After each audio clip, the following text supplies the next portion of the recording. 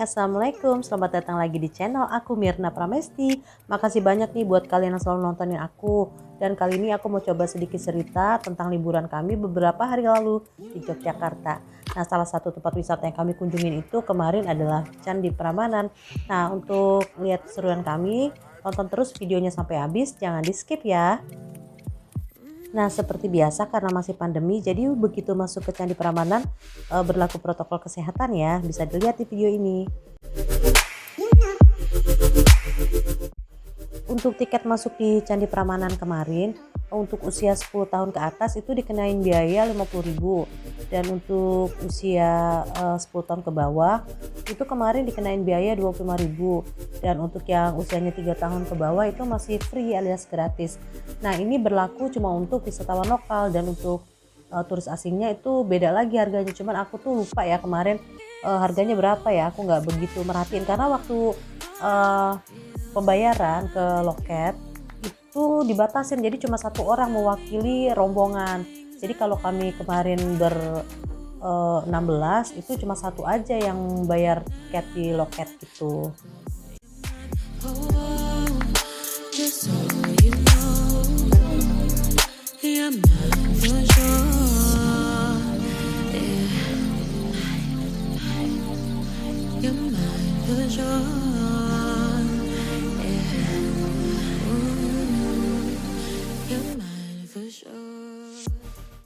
Nah, aku mau kasih tips aja buat kalian yang kesini itu jangan lupa dibawa payung dari rumah, atau enggak tuh pakai topi ya.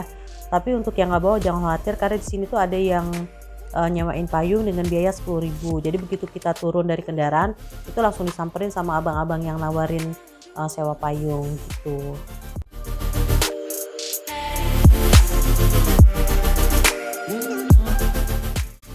Ya, walaupun ini lagi pandemi tapi kalian bisa lihat ya, ini masih terbilang cukup rame di masa pandemi. Tapi ya udah, kita tetap aja harus tetap mematuhi protokol kesehatan. Dan langsung aja aku mau ceritain ini perjalanannya menuju ke candi. Itu lihat tuh ada taman, ada hamparan rumput, ada pohon yang rindang, Masya Allah, pokoknya enak banget lah. Memang penyejuk mata buat refreshing ya. Apalagi kalau kalian tahu cerita di balik Candi Prambanan ini, Masya Allah, itu udah luar biasa banget ya menurut aku.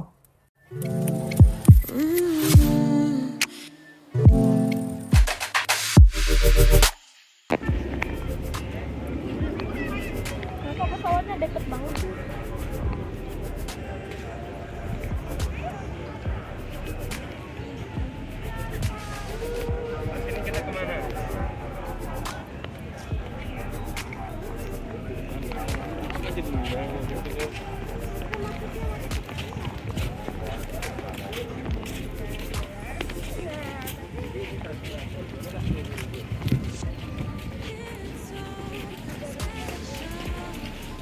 Sebelum masuk diwajibkan untuk cuci tangan terlebih dahulu. Sebelum masuk cuci tangan terlebih dahulu.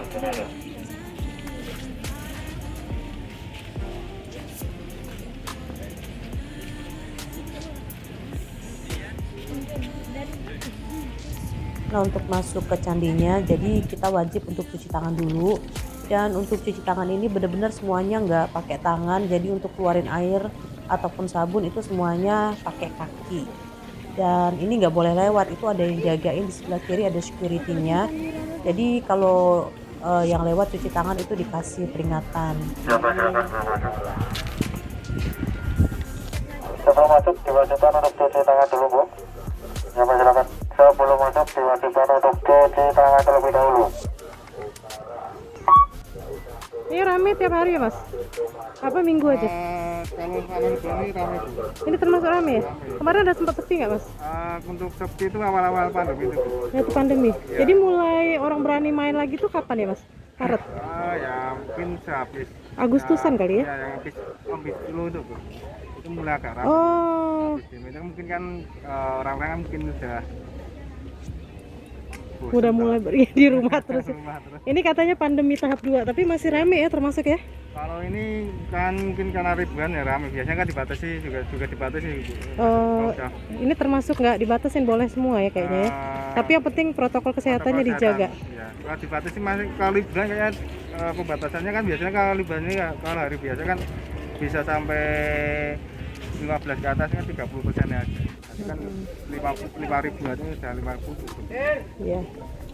Oke Mas, makasih ya infonya ya.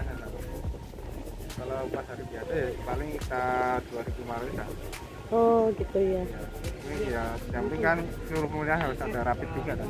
Iya. Nah, Iya. Makasih ya Mas.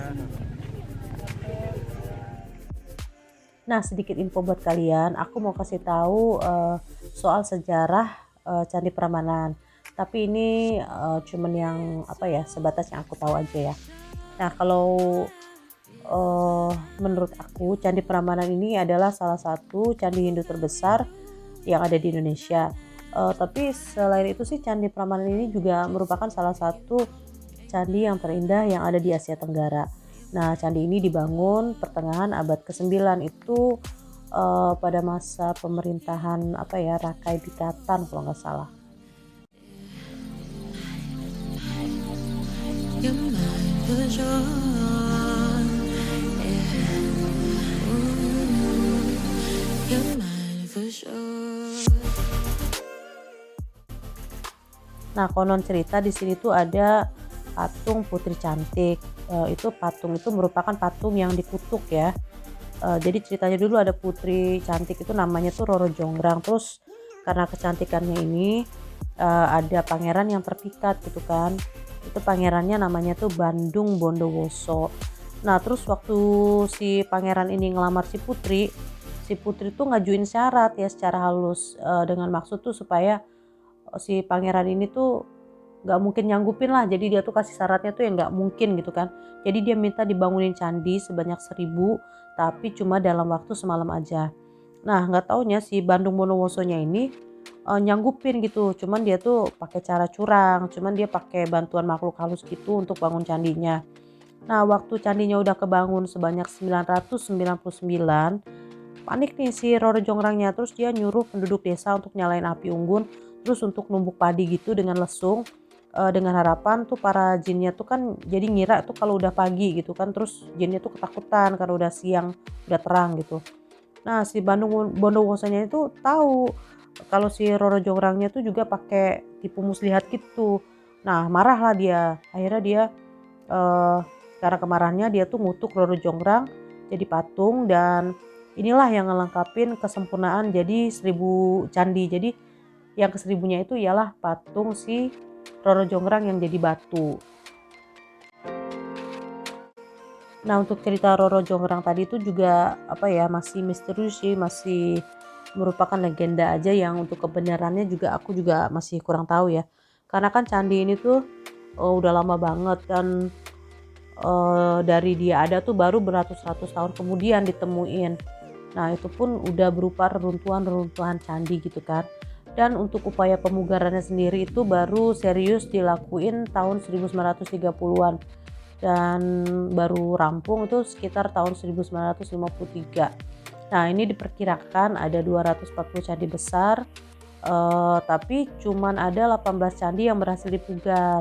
Nah, sisanya tuh ada tumpukan batu yang berserakan yang tadi aku sempat shoot tadi kan, kalian bisa lihat ya.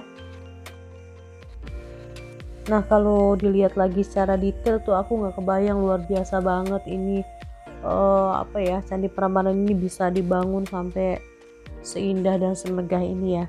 Dan dulu pun waktu zaman Presiden Obama mengunjungi candi ini di tahun 2017, beliau pun kagum ya, dan jadi sempat nanya gitu, ini gimana sih cara bangunnya, itu luar biasa banget.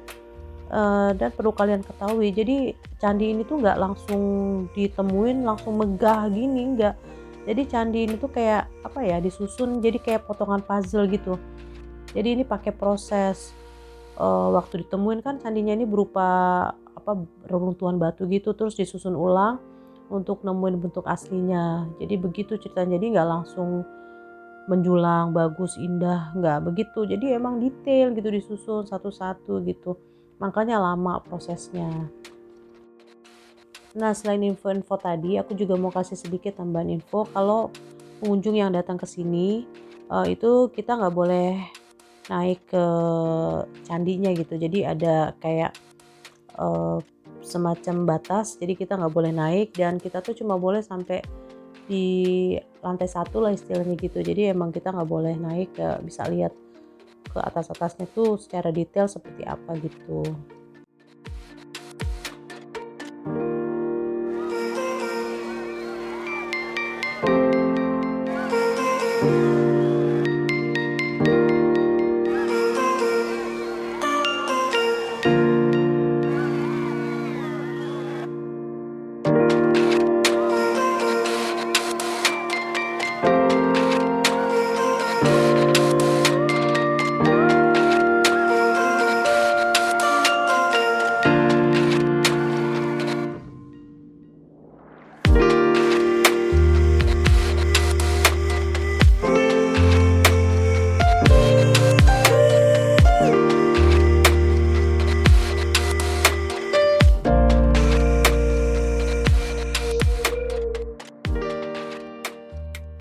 Oh iya, aku mau kasih info juga, bahwa gempa besar yang terjadi di Jogja tahun 2006 lalu, tepatnya tanggal 27 Mei itu cukup berdampak, terhadap Candi Prambanan ini. Jadi, karena gempa itu, menimbulkan kerusakan yang cukup parah ya.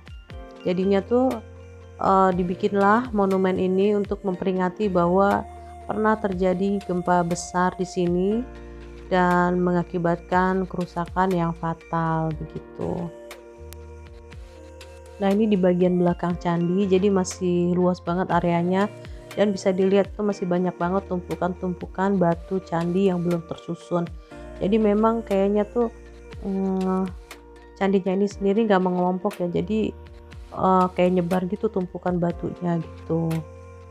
Dan arealnya ini kan luas banget, tapi dibuat emang bagus ya, jadi menarik karena ditumbuhi dengan rumput hijau, terus banyak tanaman, jadi enak dilihat gitu.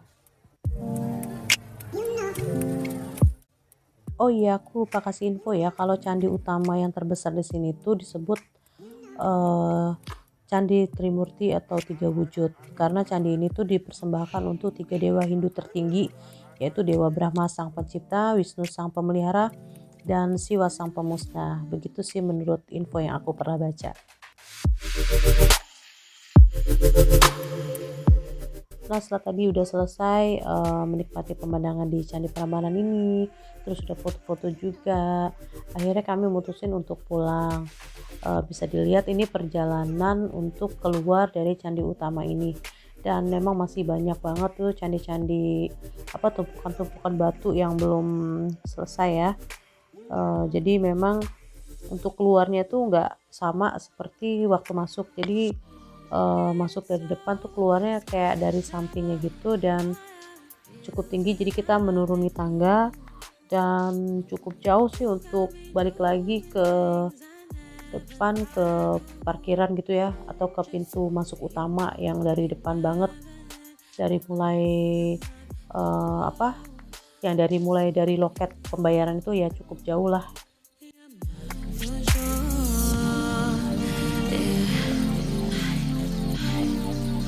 You're mine for sure.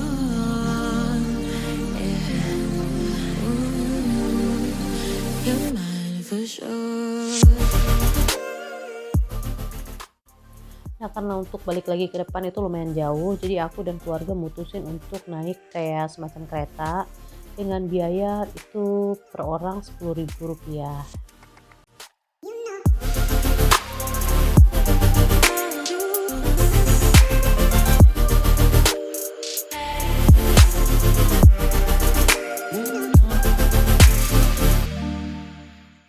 Nah, ini bisa dilihat untuk perjalanan keluarnya memang masih jauh banget, arealnya memang luas banget dan masih bisa dilihat juga masih ada candi-candi yang terpisah dari candi utama tadi itu dan masih kayak direnovasi gitu ya, masih dibangun ya.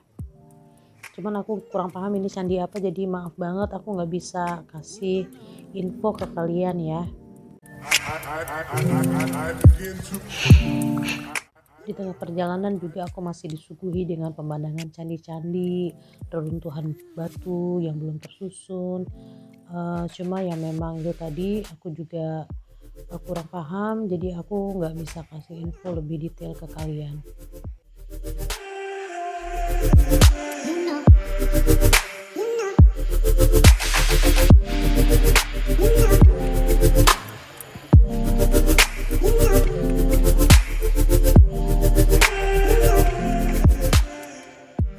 Nah, sebelum kita diantarin sampai tujuan, jadi keretanya tuh berhenti dulu untuk kasih kesempatan ke kita untuk belajar lebih lanjut gimana sih cara membangun candi secara detail. Itu jadi namanya ada kayak studio pemugaran gitu, dan kita juga dikasih kesempatan untuk foto-foto gitu. Ya udah segitu dulu cerita aku dan keluarga aku di Candi Prambanan. Makasih banyak buat kalian yang udah nonton terus. Jangan lupa di subscribe dan ditekan loncengnya supaya kalian terus dapat info-info terbaru dari aku ya. Jangan lupa juga di komen, like, dan di share. Dadah, terima kasih. Assalamualaikum warahmatullahi wabarakatuh. Dah.